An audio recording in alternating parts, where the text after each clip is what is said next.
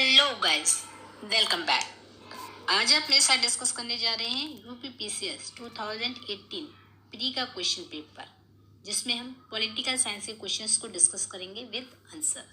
चलिए स्टार्ट करते हैं। निम्नलिखित करों में से कौन सा कर ग्राम पंचायतों द्वारा लगाया जाता है? आपके ऑप्शंस हैं बिक्री कर, भू राजस्व कर, स्थानीय मेलों पर कर, उपयुक्त में से कोई नहीं। इस क्वेश्चन का राइट आंसर है स्थानीय मेलों पर कर। कुछ टैक्स सेंट्रल गवर्नमेंट द्वारा लगाए जाते हैं और कुछ टैक्स स्टेट गवर्नमेंट द्वारा लगाए जाते हैं। इसके अलावा आर्टिकल 73 और 74 द्वारा स्थानीय निकाय को भी कुछ शक्तियां दी गई हैं।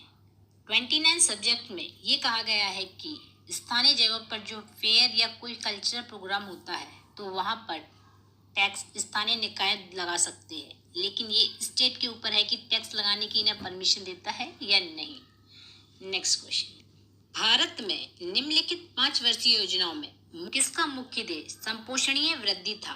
आपके ऑप्शन हैं 9वीं, 10वीं, 11वीं, 12वीं। और इस क्वेश्चन का राइट आंसर है 12वीं। 12th 5 ईयर प्लान का फोकस था sustainable growth. 12th 5 year plan में कहा गया था कि हमारा विकास कैसा होना चाहिए, तो उसमें 3 चीजें इंक्लूड की गई थी: faster, more inclusive and sustainable growth. 12वीं पंचवर्षीय योजना की ड्यूरेशन 2012 से 2017 थी और इसकी मेन थीम थी faster, more inclusive and sustainable growth. Next question, Bharat के संविधान की प्रस्तावना में कितने प्रकार का न्याय, स्वतंत्रता, समानता एवं भ्रातृत्व का उसी क्रम में उल्लेख किया गया है? आपके ऑप्शन है 3-5-2-1, 1-3-5-2, 2-5-3-1, 5-1, 5-2-1-3। और इस क्वेश्चन का राइट आंसर है 3-5-2-1। भारत के संविधान की प्रस्तावना में 3 तरह की न्याय की बात की गई है, जो कि सामाजिक, आर्थिक और राजनीतिक है। स्वतंत्रता की अगर बात की जाए तो 5 तरीके की स्वतंत्रता, जिसमें विचार, अभिव्यक्ति, विश्वास, धर्म और उपासना की स्वतंत्रता। समता 2 प्रकार की बताई गई है, जिसमें प्रतिष्ठा और अवसर की समता, और एक तरह के भ्रातृत्व की बात की गई है। नेक्स्ट क्वेश्चन, 2017 के राष्ट्रपति चुनाव में यूपीए का उम्मीदवार कौन था? आपके ऑप्शंस हैं सुश्री मीरा कुमार, श्री गोपाल कृष्ण गांधी, डॉक्टर करण सिंह, उपयुक्त में से कोई नहीं। इस क्वेश्चन का राइट आंसर है सुश्री मीरा कुमार। एनडीए की तरफ से रामनाथ कोविंद और यूपीए की तरफ से मीरा कुमार उम्मीदवार थी। रिजल्ट के बेस पर रामनाथ कोविंद को देश का 14वां राष्ट्रपति चुन लिया गया। ये क्वेश्चन उस टाइम के हिसाब से करंट बेस्ड क्वेश्चन था। नेक्स्ट क्वेश्चन, नीति आयोग का प्रथम उपाध्यक्ष यानी कि उप सभापति कौन था? आपके ऑप्शंस हैं अरविंद पनगड़िया, रघुराम राजन, चंद्रशेखर सुब्रमण्यम, राजीव कुमार। और इस क्वेश्चन का राइट आंसर है अरविंद पनगड़िया। ये क्वेश्चन भी उस टाइम के सबसे करंट बेस्ड क्वेश्चन था। अरविंद पनगड़िया बहुत ही चर्चा में रहे अपने पोस्ट से क्विट करने के कारण। तो नीति आयोग के फर्स्ट चेयरमैन कौन थे? अरविंद पनगड़िया। नेक्स्ट क्वेश्चन, निम्नलिखित में से कौन सा भारत में भाषा के आधार पर बना पहला राज्य था? आपके ऑप्शंस हैं केरल, मध्य प्रदेश, आंध्र प्रदेश, उत्तर प्रदेश। और इस क्वेश्चन का राइट आंसर था आंध्र प्रदेश। कांग्रेस की जयपुर सेशन में मेंबर कमेटी का अपॉइंटमेंट किया गया, जिसे जेवीपी कमेटी के नाम से जाना जाता है। इस कमेटी के नाम इसके लीडर्स के नाम से फॉर्म्ड हुआ। इसके लीडर्स थे जवाहरलाल नेहरू, वल्लभ भाई पटेल और पट्टाभाई सीतारमैया। नेहरू, पटेल और सीतारमैया यानी कि जेवीपी समिति की रिपोर्ट के बाद मद्रास राज्य के तेलुगु भाषियों ने पंडित श्री रामुलु के नेतृत्व में आंदोलन प्रारंभ किया। 56 दिन के आमरण अनशन के बाद 15 दिसंबर 1952 को रामुलु की मृत्यु हो गई। रामुलु की मृत्यु के बाद प्रधानमंत्री नेहरू ने तेलुगु भाषी के लिए पृथक आंध्र प्रदेश के गठन की घोषणा कर दी। 1 अक्टूबर 1953 को आंध्र प्रदेश राज्य का गठन हो गया। यह राज्य स्वतंत्र भारत में भाषा के आधार पर गठित होने वाला पहला राज्य था। राज्य पुनर्गठन आयोग की अध्यक्षता न्यायमूर्ति फजल अली के द्वारा की गई थी। नेक्स्ट क्वेश्चन, निम्नलिखित में से कौन एक संविधानता संस्था है? आपके ऑप्शंस हैं संघ लोक सेवा आयोग, वित्त आयोग, निर्वाचन आयोग, नीति आयोग। और इस क्वेश्चन का राइट आंसर है नीति आयोग। नीति आयोग का न तो कोई संविधान में भाग है और न इसका कोई जिक्र किया गया। यह एक संविधानोत्तर निकाय के रूप में लाया गया, जबकि संविधान में संघ लोक सेवा आयोग का आर्टिकल 315, वित्त आयोग आर्टिकल 280 और निर्वाचन आयोग का आर्टिकल 324 में वर्णन किया गया है।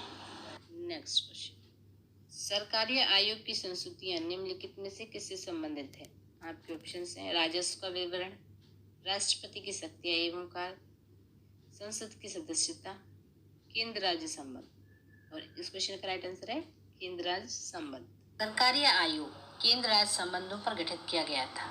यह 1983 में रणजीत सिंह सरकारिया की अध्यक्षता में गठित किया गया था। नेक्स्ट क्वेश्चन, सर्वप्रथम संसदात्मक सरकार किस देश में आरंभ की गई?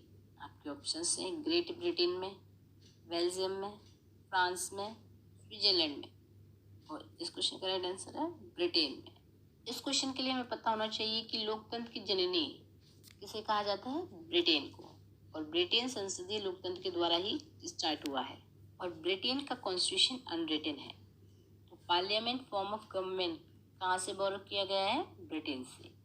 नेक्स्ट क्वेश्चन, निम्नलिखित में से किसके संबंध में राज्यसभा का अनन्य अधिकार है? आपके ऑप्शंस हैं राष्ट्रपति को अपदस्थ करने हेतु कार्यवाही प्रारंभ करना, सर्वोच्च न्यायालय के न्यायाधीशों को अपदस्थ करने हेतु कार्यवाही करना, एक नई अखिल भारतीय सेवा के सृजन हेतु संस्तुति करना, उपयुक्त तो कोई नहीं। और इस क्वेश्चन का राइट आंसर है एक नई अखिल भारतीय सेवा के सृजन हेतु संस्तुति करना।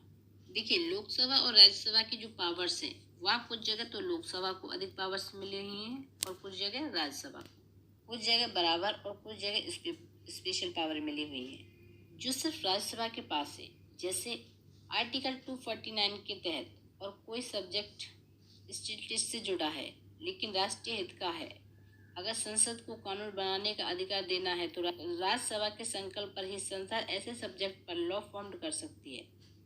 आर्टिकल 312 में हमने पढ़ा है कि अखिल भारतीय सेवाओं के गठन के लिए संस्तुति राज्यसभा करता है, तो यहाँ आंसर सी राइट होगा।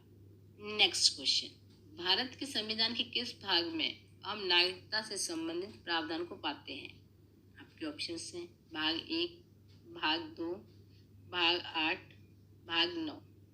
और इस क्वेश्चन का राइट आंसर है भाग 2।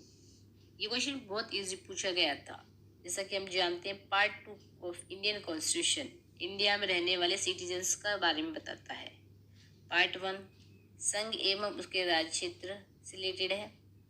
पार्ट 7 संविधान अधिनियम 1956 द्वारा निश्चित कर दिया गया है। और पार्ट 9 पंचायतों से रिलेटेड है। नेक्स्ट क्वेश्चन, भारतीय संविधान में भारत की आधिकारिक भाषा से जुड़े प्रावधानों में संसद संशोधन कर सकती है। आपके ऑप्शंस हैं अपने सदस्यों के साधारण बहुमत से, 2/3 बहुमत द्वारा, 3/4 बहुमत द्वारा, अपने 1/3 सदस्यों के समर्थन द्वारा। और इस क्वेश्चन का राइट आंसर है अपने सदस्यों के साधारण बहुमत द्वारा। आर्टिकल 343 में ऑफिशियल लैंग्वेज के बारे में जानकारी दी गई है। स्टार्टिंग में हमने पढ़ा है कि हिंदी को हमारी ऑफिशियल लैंग्वेज माना गया और अस्थायी रूप से इंग्लिश को भी ऑफिशियल लैंग्वेज के रूप में माना गया। बाद में इंग्लिश को भी ऑफिशियल लैंग्वेज का दर्जा दे दिया गया। तो यहाँ आर्टिकल 343 में ये कहा गया है कि सामान्य बहुमत से इसका अमेंडमेंट हो सकता है। नेक्स्ट क्वेश्चन, बिना अनुमति के कितने दिन संसद से अनुपस्थित रहने पर किसी संसद को अयोग्य घोषित किया जा सकता है? आपके ऑप्शंस हैं 30 दिन, 60 दिन, 90 दिन, 120 दिन। और इस क्वेश्चन का राइट आंसर है 60 डेज। कॉन्स्टिट्यूशन में सबके अलग अलग तरीके बताए गए हैं कि किसे कैसे डिस्क्वालीफाई किया जा सकता है। इसके तहत राष्ट्रपति की सलाह पर सदस्यों को डिस्क्वालीफाई कर सकते हैं। इसी तरीके का एक प्रावधान यह भी है कि अगर 60 दिन तक बिना सूचना किए कोई सदस्य एब्सेंट रहता है तो उसे पोस्ट को वैकेंट माना जाता है। नेक्स्ट क्वेश्चन, भारतीय न्यायिक व्यवस्था में जब जनहित याचिका को शामिल किया गया उस समय भारत के मुख्य न्यायाधीश कौन थे? आपके ऑप्शंस हैं M Hidayatullah, M Ahmadi, PN Bhagwati, AS Anand. और इस क्वेश्चन का राइट आंसर है PN भगवती। जब जनहित याचिका भारत में आया तो पीएन भगवती द्वारा इस अवधारणा को सामने लाया गया। पीएन भगवती जी के साथ एक और अन्य न्यायाधीश शामिल थे, कृष्ण स्वामी अय्यर। जैसा कि हमने पढ़ा है, जनहित याचिका का उद्देश्य समाज के कमजोर और वंचित तबके को न्याय उपलब्ध कराना है, जो भौगोलिक, सामाजिक और आर्थिक बाधाओं के कारण न्याय तक नहीं पहुंच पाता। इसे एक क्रांति के रूप में देखा गया, जहां पर जस्टिस फॉर ऑल का कॉन्सेप्ट लाया गया।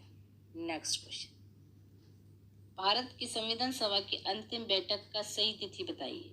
आपके ऑप्शन हैं 26 नवंबर 1949, 5 दिसंबर 1949, 24 जनवरी 1915, 25 जन 1915। और इस क्वेश्चन का राइट आंसर है 24 जन 1915। हमारे कॉन्स्टिट्यूशनल असेंबली की पहली बैठक 9 दिसंबर 1946 और उस समय डॉक्टर सच्चिदानंद इसके अस्थायी सदस्य बनाए गए। उसके बाद 11 दिसंबर 1946 को डॉक्टर राजेंद्र प्रसाद इसके स्थायी सदस्य बनाए गए। उसके बाद 13 दिसंबर को उद्देश्य प्रस्ताव भी लाया गया।